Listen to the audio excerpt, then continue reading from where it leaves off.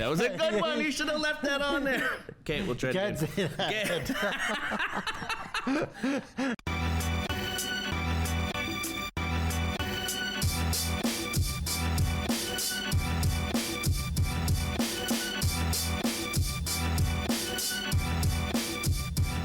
Welcome to RezX, an Indigenous lifestyle show for everyone. My name is Chris Ross, and I'm one of your co-hosts this evening. And first, before we get started with the show, I'd like to thank our sponsors, the Saskatchewan Indian Gaming Authority. Thank you very so much for your kind support this season. I also want to thank our co-sponsors this season, the Sigerak Artist Collective. Excellent. So, and with me today is the return of the prodigal son, Tyler Tatusis. Thank you, Chris. Yes, Thank you very much. Yeah, who came on in season 3 as a co-host, and since Aaron Goodpipe has moved on to bigger and better, and better, well, whatever, New adventures. Yes. In the film world, and we like to wish all the best, right?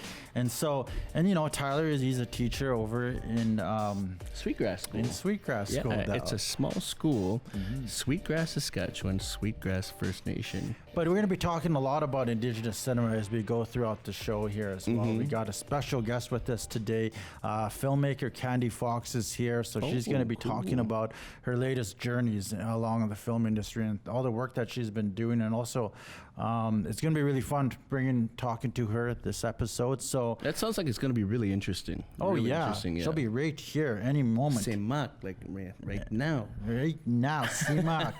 So, but first, I was involved in a project. She invited me to be part of this project called "Keep Going, My Daughter," and that's a film that I was the producer and she was the director, and she brought me on board to this, and I'm gratefully thankful for her bringing me aboard because I learned so much about the film industry in the year and a half that we did it. So before Candy gets here, we're gonna play a trailer of the film. Oh, okay. Yeah. So we get a chance to check it out too. Yeah, so sweet. Awesome. So let's check it out.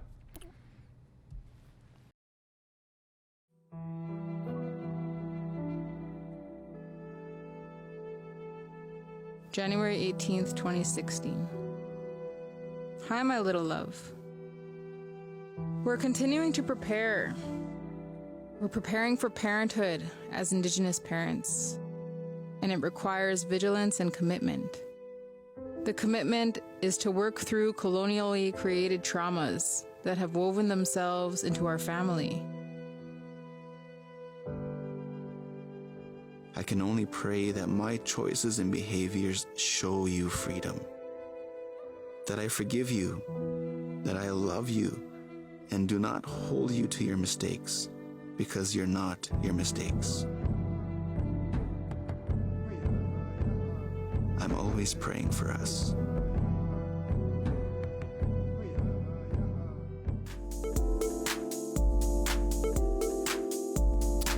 And as promised, we have Candy Fox here, filmmaker extraordinaire from Piapot First Nation, and she is here with us today. And thank you for joining us, Candy. Thank you for having me. Excellent. And so, the trailer we just watched is for a film that you brought me on board with as producer, and I'm really happy. Fix that, Tyler. Anyways, I'm on it, bro. Thank you. To bring me on board as part of that. And so I wanted to, a lot of people ask me, because I can't always answer as the producer, right? And a lot of people ask me, like, what was the creative vision behind the story of this film? So maybe you can answer that as the director. The creative vision. Tough questions right off the bat. That is a tough question. Well, sheesh. Okay, the creative vision. Let me just think here. Well, going into the development of this film, I knew that it had to be poetic. I knew that what Colby and Andrea are always talking about is family life, is going back to kinship roles and the importance of family structures and things like that. And their words they're always so like eloquent with their words on social media, and like people share their posts. And so I knew I wanted to capture the beauty of their words, so I knew it was always going to be poetic.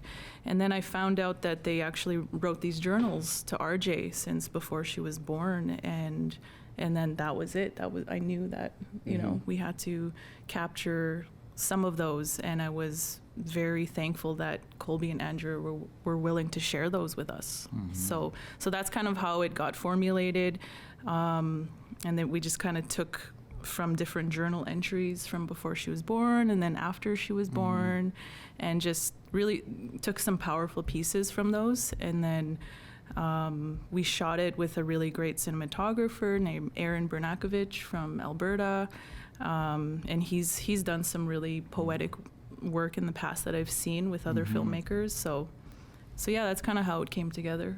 Yeah, and you know, Colby and Andrea, they're you know, they live in Poundmaker, and you know, by coincidence. Excuse me, did you say Colby and Andrea from Poundmaker? No, they live in Poundmaker. Oh, well, I'm from Poundmaker too. Yeah. Honest to So what did you think of that? Well, okay, honest, my true opinion. I gotta admit, RJ is like the most sweetest little girl. Every time I see her, I have to pick her up. Colby, I grew up with Colby, and I've watched him be molded into the man he is today. And I've got the privilege to meet Andrea and be around her and listen to her at Indigenous conferences and other things that she attends. And they're both really mindful people. And RJ's really lucky to have them as parents, I think. For sure. Right? I agree. Yeah, could you imagine what she's going to grow up to be now when she gets older?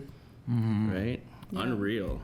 Totally. Yeah. You know, like every time I watch that film, you know, like I watch it, you know, before. So sometimes I got to do screenings when you can't make it, or you know, or and things like that, and just to get a refresher. And I always learn something new, and I always pick up something new, and it's always involves parenting, Right. And so the importance of parenting, of putting your kids first, and it's just and I think it's just a beautiful film the way it came out. You know, so. Right, and I like how they're both like a traditional-minded people. It's none of this new way of thinking. It's more stepping back a role into different generations and thinking from their ideal. Yeah, For sure.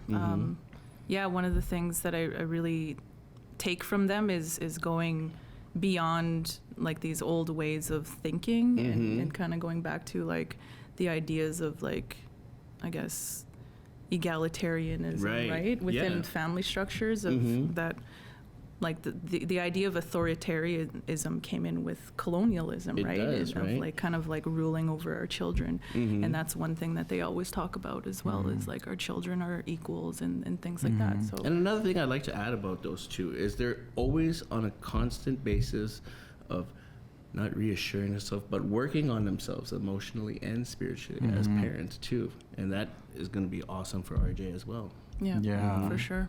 Yeah, definitely. And so, and I'm glad people got a chance to see the trailer. And there's going to be some more screenings coming up. So me and Candy will let you know in the future. Go to our Facebook page. Keep going, my daughter.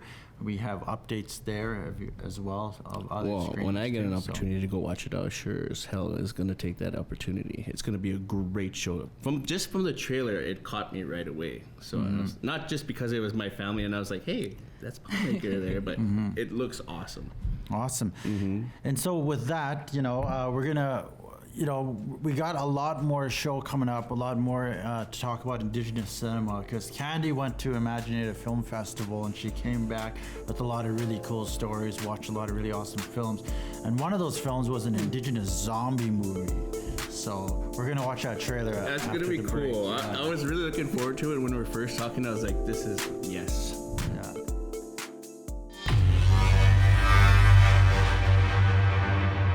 Dispatch. Doris. Here, Chief. Today's been crazy. Really crazy.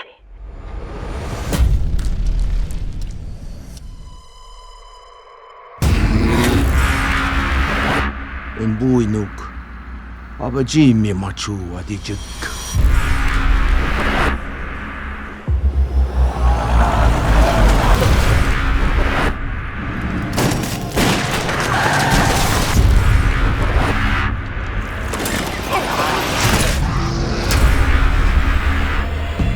Ain't nobody immune here but us. We're supposed to be helping people. We're supposed to be surviving.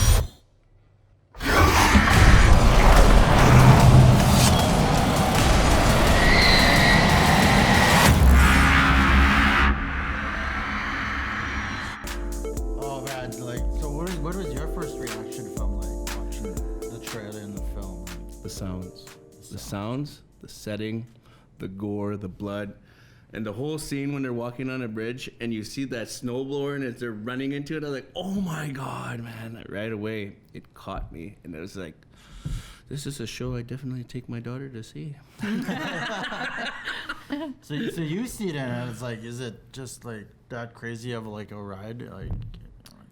Like watching in the theater? Yeah. Oh yeah, for sure. Yeah, there was moments where I was like jumping when I was scared and suspense. That's there was awesome. moments where there's like laughs, of course, you know, like Yeah. some like really messed up scenes where you're just like, oh no, Oh no. my God. You know, like Yeah. that. So yeah, totally. It's just like a really well-rounded horror film in general. So I recommend it. It's a must see in my book right Yeah. now. Just from looking at the preview there in that trailer, I was like, yes. Mm-hmm. Why didn't we have it here during Halloween, right? It could have like had a Halloween special and play this from the beginning. Yeah.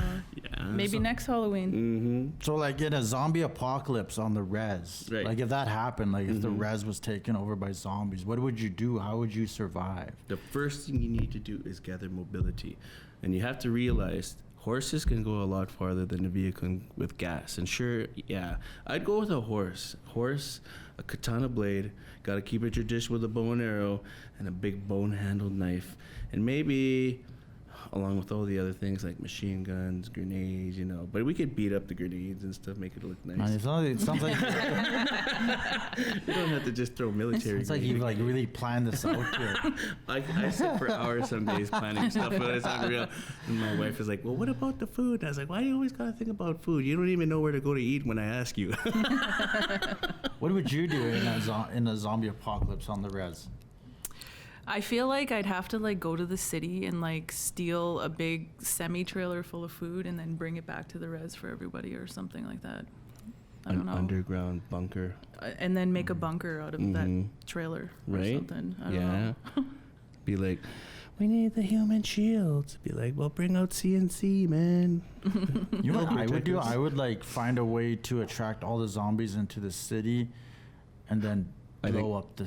Oh my God, I thought about this. Yeah. My idea was like round them all up into like one of those Into- big into, parking like, lots Mosaic and then blow Stadium. it. Yeah, and just drop it. Yeah, in the stadium. The stadium. So there's like a zombie concert. We're gonna write the going on. prequel to this show or the sequel. We'll do A actually, we'll zombie do concert. All the zombies will come out to this Walking concert at Dead- Mosaic Stadium. and Walking all, Dead you is know, gonna get Yeah. somebody right. Like loud music and Yeah. noises in there. Yes, Yeah. fireworks. You know, for we always need the Cranberries, right. zombie. I know the exact person that we could use for bait and Magua. You're the man. Magua. He's My gonna cousin be- Magua. Okay. yeah. Yeah. Inside. Yes, inside joke. Yeah. Inside joke. I'll explain to you guys after. Yeah, so that was dope, and I really love, like the fact that someone has done an Indigenous zombie film. It's pretty wicked on its own, because I don't think that's been done before. I feel pretty don't epic think knowing so. that the Indigenous people were immune to everything too. Is like, Yeah, I know. You're right, man. It kind of sets us up. But yes, for once we get to finish on top of things. You know. Yeah, totally. For sure. Excellent. So we got more with Candy Fox coming up, and we got our 10 questions segment. Are you ready for that? Are you ready? I don't know. No, because by I don't looking know. at these 10 Need some questions, coffee Candy, or something. we need some espresso, some Yeah. Red Bull, Give the me an 5-hour espresso. energy shot. We can do this. All right. I'm ready. Okay, awesome. After the break, more with Candy Fox. SIGA contributes to community development corporations, which in turn invest in local communities. We had to put in new digital mammography equipment. It detects some cancers earlier. We doubled the capacity of the dialysis program. SIGA helps us to change lives. I used to drive to Regina 3 times a week, and now I get to stay with my family, and it's changed my life for the better.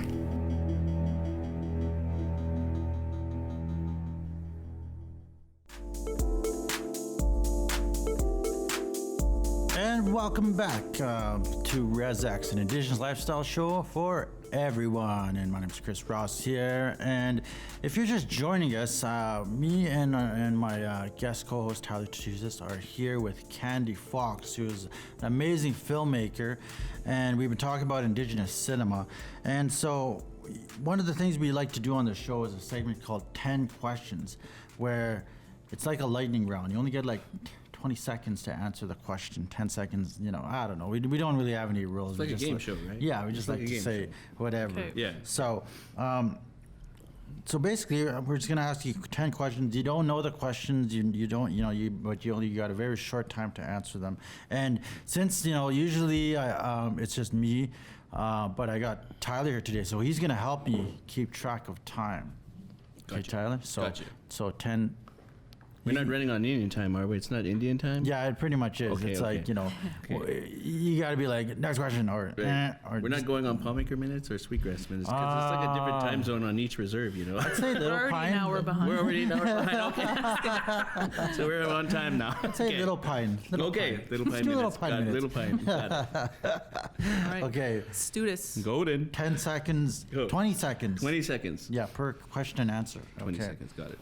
But some of them go pretty fast too. Mm-hmm. And start the timer. Hopefully, Leland will put an actual timer there for 2 minutes and 30 seconds. Boom.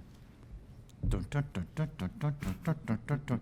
Okay, 10 questions. Here we go. Fried bannock or baked bannock? Ooh, fried. What is your favorite food? That's tough. Lately, it's been tofu. I am making changes for my own, my health. I've tried it, Yeah. it's I don't like it. I know I'm doing the same thing. My wife's got me on this health trip, and she's like, "You gotta eat this," and I'll be like, "Okay, I feel it already. I'm healthy. I'm gonna eat my chocolate bar now." You gotta dress it up. Right? And, it Lots of doesn't hot- make you feel kind of sluggish like chicken or beef can kind of do that True with you. that. So it's really cheap, affordable, but it like if you flavor it good, it's good for you. But it's not pemmican. True. Okay, moving on timer, here. yeah, My timer, timer okay, here. Okay. Do aliens exist? Yes, definitely. Next question. Favorite Indigenous film of all time? All time. All time. Oh, that's tough. I Dun, mean, dun, dun. I feel like some of 10 these questions. some of these films that I seen at ImagineNative just stuck with me. And I think, like the one that stuck out in my head the most was The Body Remembers When the World Broke Open. And we'll talk more about that later. Oh, yes, But yes, yeah, yes. totally. Sounds like an So interesting good. film. So good. Okay, so speaking of, Indigenous film and actors and all that, so which of these actors wins in a street fight? Tom Jackson or Graham Greene? Oh, In their prime. Let's In their switch it up. In prime. their prime. Like, this is prime Tom Jackson, prime Graham Greene. We're gonna have to go from Graham Greene from Thunder. Thunderheart because the leather vest, the cowboy hat, the feather, the sunglasses, right? That's our, yeah. I'm gonna go with Tom Jackson on this one. Oh, for real, Tom Jackson? Yeah, I don't know, man. I He's feel got like the reach advantage. Yeah, he's got tall. some reach. Yeah. He's like Yeah, exactly. he's like super tall. Like, I guess the haircut kind And of then does something in for the Tom 90s, Jackson, he right? had like a mullet going on. I mean, I like thought it's she was really gonna tough. say. I thought she was gonna say six pack. I was like, Tom Jackson had a six pack. Doesn't he still got that cool haircut happening now? I He think still so. does. I He think does, Still right? so. does. Even though He's it's the going silver kinda fox gray. now. Yeah, like, Yeah. we know the Fox. silver fox on. Yeah. Tom Jackson, come on our show, please. Yes. I know you're going to be here in Regina in December. Huron Carroll, come to RezX, please. Okay. No offense to Tom Green. Right. No offense to Tom Green. Yeah. Next question. Next question. Who is your favorite North of 60 character? Oh, Tom that's Jackson. That's easy. That's easy. Tina Keeper.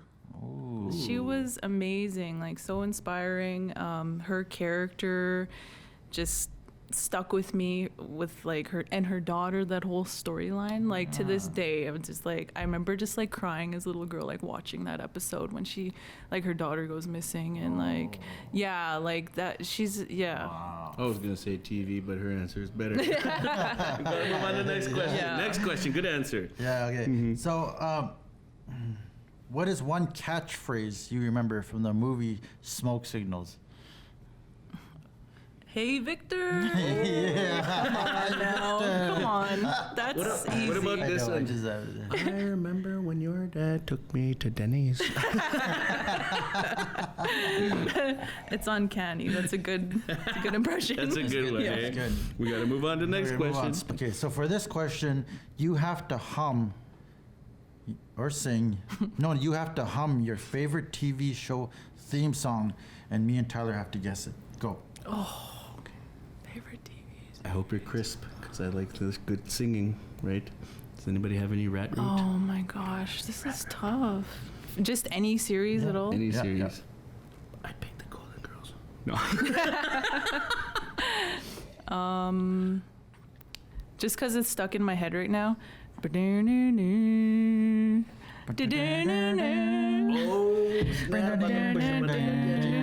Here's the Daily Double. North of 60. You gotta hit that up.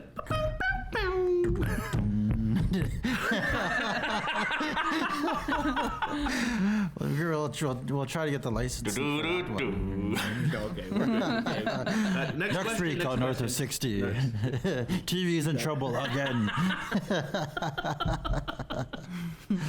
Okay. And so finally finishing our 10 questions segment here with the easiest question in the world.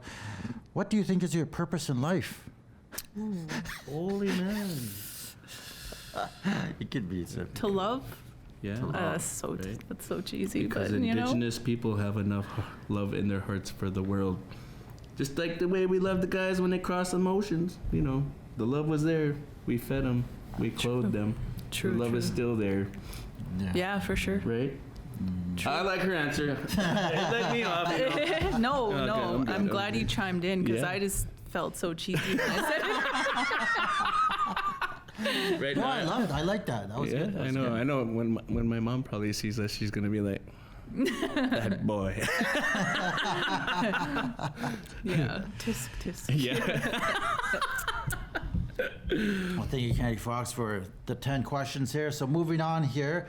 And so one of the things about what you talked about in that last segment was a film that really stood out to you at ImagineNative. So going back to ImagineNative, when I was there last year, I watched some really good films there.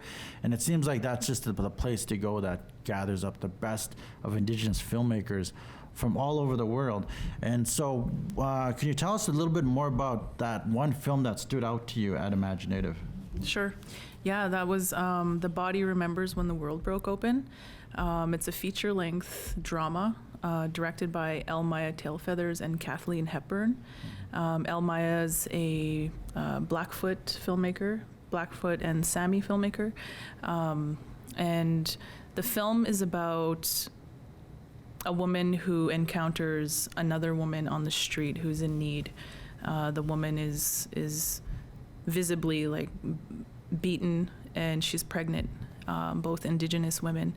And this is actually based on an encounter that Elmaya it happened to her. She found a woman on the street who was beaten, and she took her home with her. So the film is about that, and it takes place in the film is filmed in real time, I guess you would say, in the span of time that the encounter took place. So she takes her home, and then tries to get her help, and tries to help her basically because it was raining, changes her clothes, and tries to get her to a shelter and things like that. So the film it was one of the great things about this film is that it was shot in one continuous take from the moment that they meet each other on the street. So how they filmed it was they actually did one take per day of filming. Oh. So they ran the entire film for that day of shooting, and so that's cool. And then so they probably took the best take, right? And that was what the film was. Wow. And yeah, it's amazing because the film takes place in many different locations around the city, right? What city? Vancouver. Oh, okay. Yeah. So it's a beautiful film. It's poignant. It's really about connecting with one another, I think, and taking care of one another, and you can see the sisterhood between them in the end. And I won't give any more away, but it was a really beautiful film. Well, let's watch a clip really fast here if we can here, and just to show people a little bit about what this film is all about. We're gonna need tissue, Candy. Am I gonna cry? Maybe. Okay, Chris. Okay. A little bit. Okay. Okay, it's okay. All right. I don't want to be like one of those girls, you know? The baby. Do you know I love you so, and mommy will never let you go to the stars. You're always from home then. And the sky, you'll always be. You got anybody looking out for you, Rosie? Mommy's little guy. I look out for myself. Rosie!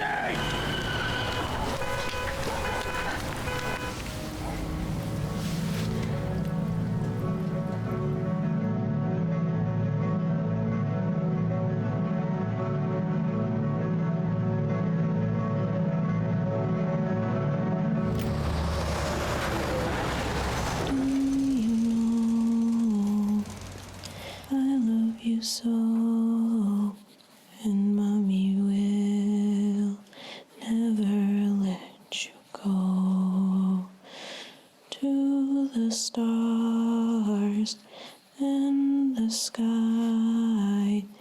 You'll always be mommy's little guy. It gives a really in-depth look into the reality that women face out there, and it's something that's not spoken to anybody about, well, especially to kids. I think young kids out there need to experience this show as well to realize what really happens out there, you know. I'd really be interested in seeing this first, though, and getting a really good perspective of it. So, Candy, was this like, when anyone watched it at ImagineNative, was it a short film or was it a feature-length film? It's a feature length. Oh, really? Yeah. Wow. Yeah. And to think that they did that in one take, like, yeah.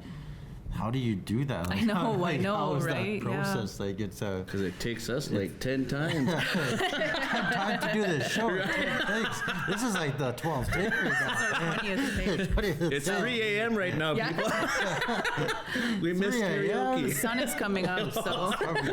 Might as well be sitting at a pole waiting for them to announce winners.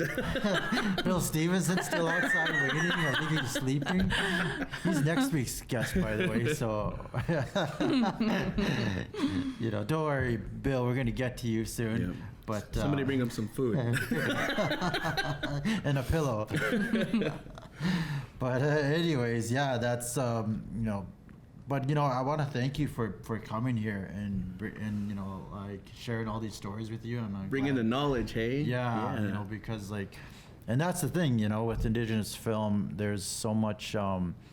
Like what I've learned, anyways, from being part of Keep Going My Daughter is like how serious you really have to take filmmaking, from the development to the production, post-production, all that, and like the stories. Like people don't mess around, man. That's for sure. People really take their stories and films seriously, and so yeah, I mean just to see those trailers and see. Well, we're Indigenous people, and our stories are serious. I guess you can say, hey, yeah, right? Yeah, for sure. Yeah. It's like our stories should have their own genre on their own, I think. Yeah. Totally. I feel like now that there's this boom in Indigenous filmmaking, that you know, maybe we will, and we'll have our own genre totally, out there. Yeah. Like when you go to ImagineNative, it's just like it's a whole other world, you know. And yeah. I would definitely most likely take a trip out there to go see this film festival. I think everybody should take that opportunity if they get it, right? Yeah, absolutely. Like you don't have to be a filmmaker, go just to go and watch it, because it's just like it's where really does this event take place? Did you have in Toronto in October? I've never been there every before. year. That'd be so great.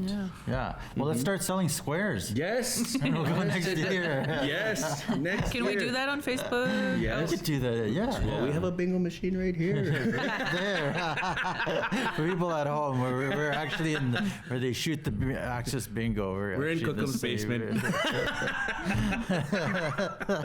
Thank you for watching Cookum's basement. Next on Cookum's basement. We gotta shut it down before she gets mad.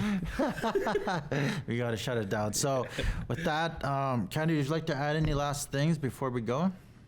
I just want to thank you both for having me, and Chris, continue doing your amazing thing with your show and everything. Like, this was really cool to come on and talk about Indigenous filmmaking. You know, it was so fun to do. So thank you for having me. It is pretty fun this way. Hey, I had a good time too. So I want to thank our sponsors, the Saskatchewan Indian Gaming Authority, and also our co-sponsors, Sigaywack Artist Collective.